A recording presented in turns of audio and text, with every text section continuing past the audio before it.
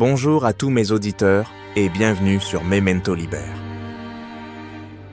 Ils sont des livres, des bandes dessinées ou des films qui ne se regardent pas, mais qui se vivent.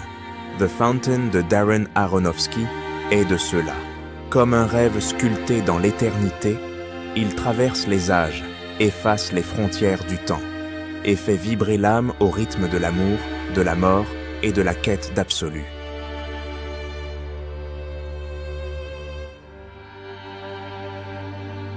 Cette histoire nous invite à plonger dans une fresque mystique, où trois époques, trois visages d'un même homme poursuivent l'illusion d'une vie éternelle, ou peut-être simplement celle d'un amour qu'on refuse de laisser mourir. Cette BD et le film sont comme une étoile filante qui laisse derrière elle une traînée de lumière dorée, un ballet de silence, de symphonie céleste et d'images à couper le souffle. The Fountain est une œuvre rare, exigeante et profondément humaine, qui ne livre ses secrets qu'à ceux qui acceptent de lâcher prise. C'est une bénédiction de bande dessinée et cinématographique, une prière visuelle sur l'amour, la perte et l'infini. Trois histoires, trois temporalités, mais une seule essence, celle d'un homme, Tom, incarné par un Hugh Jackman, bouleversant, qui lutte contre l'inévitable.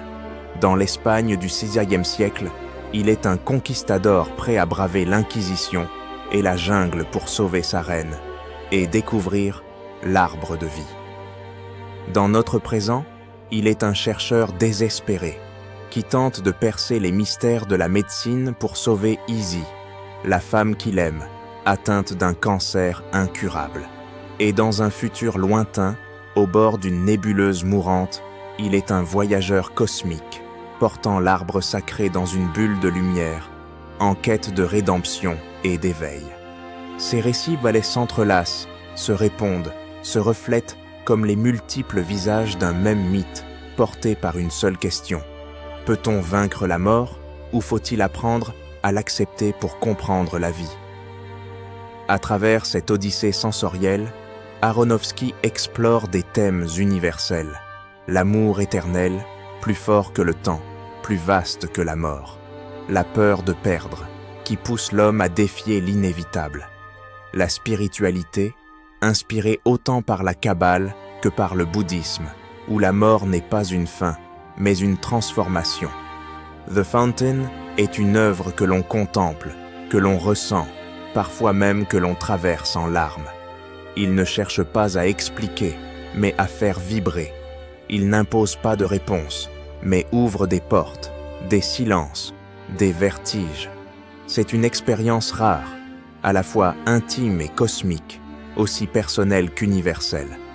Aronofsky y livre une méditation bouleversante sur l'impermanence, un chant d'amour adressé à l'invisible, une réflexion sur le deuil et le lâcher-prise. Ceux qui acceptent Morse de se laisser porter par sa beauté étrange en sortiront transformés, comme marqués au creux de l'âme par une étoile filante qui aurait traversé la nuit.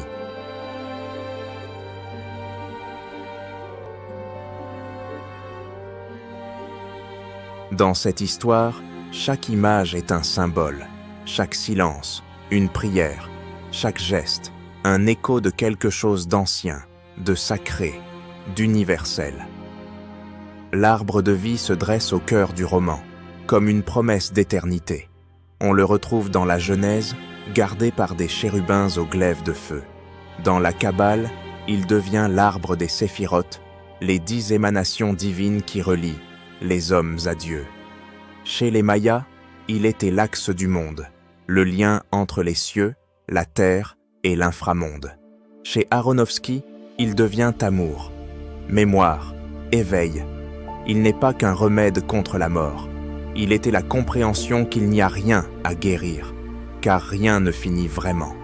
La bulle dans l'espace, c'est un mandala, un microcosme suspendu, comme le bardo tibétain, cet entre-deux entre la mort et la renaissance. Un lieu hors du temps, où l'âme se dépouille de tout, sauf de l'essentiel. Le bouddhisme et le renoncement. Le Tom du futur est un ascète. Il médite, jeûne, se rase la tête. Il n'est plus dans la lutte, mais dans l'abandon. Il comprend que l'éternité ne se conquiert pas. Elle s'atteint, en lâchant prise. Comme le Bouddha sous son figuier, il attend l'illumination, non pas pour sauver une vie, mais pour accepter la mort comme transformation.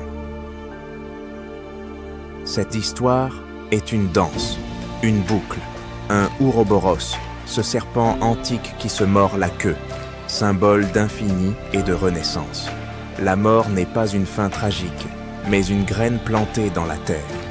Izzy le dit elle-même, la mort est une porte, et de l'autre côté, il n'y a pas le néant, il y a la lumière, le recommencement, l'émerveillement.